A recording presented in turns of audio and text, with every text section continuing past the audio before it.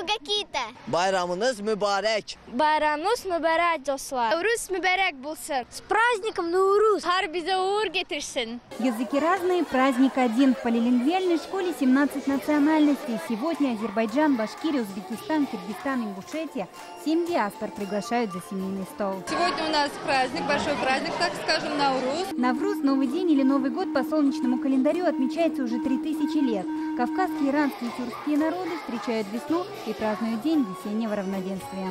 Чтобы урожай был хороший, мир был, небо было чистым и все процветали. А чтобы все процветали, принято угощать украшения стола, проросшие зеленой побеги пшеницы.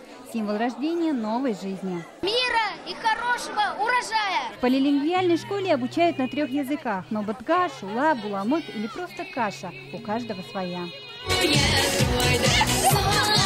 Каша из 7 видов круп, которые собирали по всей деревне. Воронье называется, чтобы птицы зерна не клевали. И урожай был плодородным. Лилия Кашпарова, Алмаз Зейдинов, ТНВ, Казань.